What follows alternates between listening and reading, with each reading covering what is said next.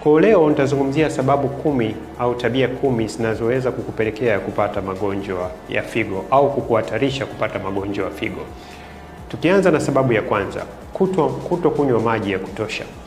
Kwa siku binadamu anatakiwa kunywa kati ya lita 2 mpaka lita 3 kwa siku, kwa sababu figo zinahitaji maji ili kuweza kufanya kazi zake. Kwa hiyo unywaji wa maji mdogo kwa kiasi kidogo unajiweka kwenye hatari ya kupata ugonjwa wa figo.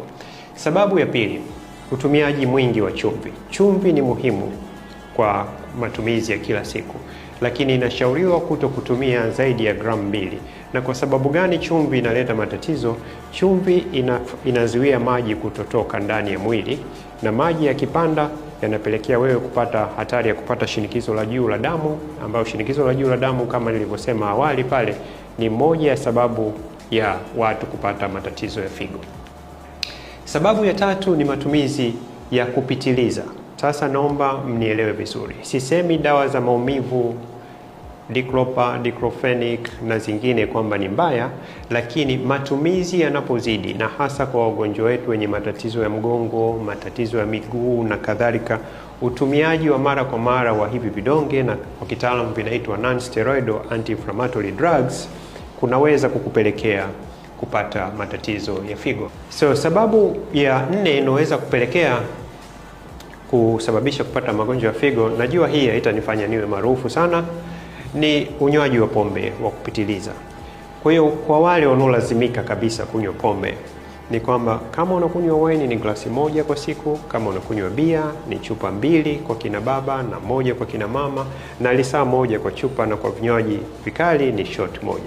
Sasa tatizo la pombe moja linasababisha wewe kwenda haja ndogo mara kwa mara, na utakumbuka pale nilisema moja ya kitu kinachosababisha watu kuweza kupata matatizo ya figo ni kutokunywa maji ya kutosha. Sasa ukinywa pombe, watu wote wanaokunywa pombe wanajijua, watakwenda msalani mara kwa mara na wanakuwa dehydrated. Na ndio maana utaona kwamba wale wanaokunywa pombe nyingi kupitiliza, siku ya pili kitu cha kwanza wanakimbilia kwenda kunywa supu. Sio kwamba supu ina matibabu yote, wanarudisha tu maji yale. Kwa hiyo haina tofauti ya kunywa supu au kunywa maji, ni maji mengi unapoteza, ambayo inaweza kukuashiria kupeleka kwenye matatizo. Sababu ya 5, na hii nayo naomba ieleweke vizuri, kwa Kiingereza wanaita excessive strenuous exercise, kufanya mazoezi kupitiliza ya nguvu, yale mavyuma vikubwa na nini. 6 packs ni nzuri, lakini tuwe na uangalifu. Sisemi mazoezi ni kitu kibaya. Ukifanya mazoezi kupitiliza, kinachotokea unaweza ukachana misuli ndani, na misuli ikichanika kuna protein inatoka inaitwa myoglobin. Sasa ile myoglobin inaenda kusababisha kitu kinachoitwa rhabdomyolysis, ambapo ndo protein ile inatoka, na ile protein mara nyingi huwa inapelekea kuharibu figo, na watu wanapata matatizo ya figo kwa sababu ya nani. Na dalili zake kutizama, utaona kwamba misuli inauma sana au imekuwa dhaifu, na hata wengine inafikia kwenda wakienda haja ndogo inatoka haja ndogo yenye rangi kama ya soda ya Coca-Cola.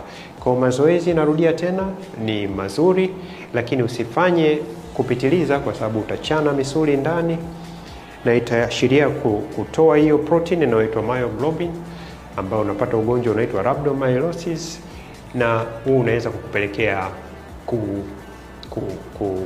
kupata matatizo ya figo. Na naongelea kufanya mazoezi ya kutopitiliza ni kwa kunyanyua vyuma vizito sana kuliko uwezo wako na kufanya kwa muda mrefu zaidi.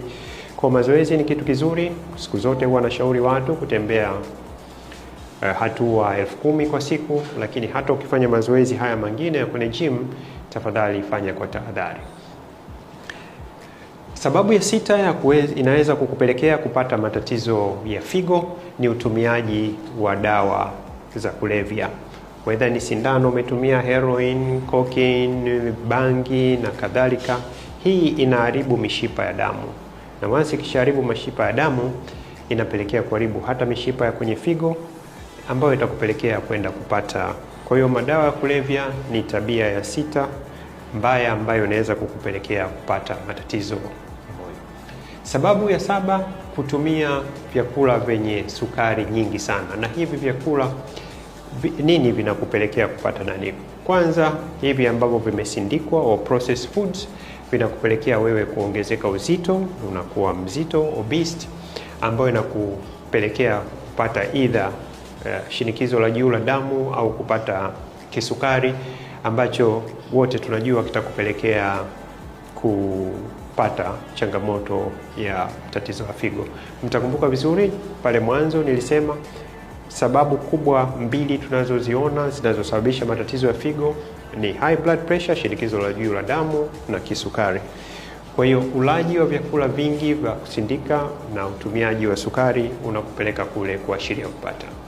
Sababu ya 8 ni uvutaji wa sigara. Sigara hizi za kawaida. Sigara zinaharibu mishipa ya damu. Ukiharibu mishipa ya damu, na kwenye figo kuna mishipa ya damu, kwenye moyo kuna mishipa ya damu, itaathiri ile usambazaji wa damu kwenye figo, ambayo itapelekea wewe kupata tatizo la figo. Na sababu ya 9, kutopata usingizi sawa sawa, au kwa kitaalamu wanaita insomnia. Sasa figo zetu zinategemea sana, kuna kitu kinaitwa sleep wake cycle, yani unatakiwa kulala na kuamka kwa taratibu zile. Sasa hii inasaidia ufanyaji kazi wa figo.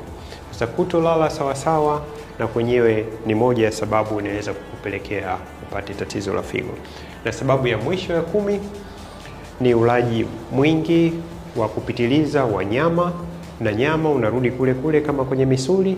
Ule wekundu wa nyama tunaouona kwenye nyama zetu ni kwa sababu ya yale madini niliyoyaita myoglobin, ambayo kila kwa wingi ile protein inaweza kuathiri figo. Ulaji wa nyama wa kupitiliza na wote tunajua, na ndio maana mnasikia kwa zingine tunashauri baadhi ya wagonjwa kupunguza nyama nyekundu kwa sababu ile myoglobin nyingi. Hii inafanya damu iwe katika formu ya tindikali, acidity, ambayo kuiondoa ile acid kwenye damu inakuwa shida, na pale ndo figo zinapoathirika. Kwa hizi ni sababu 10 ambazo zinaweza kukupelekea wewe kupata matatizo ya figo.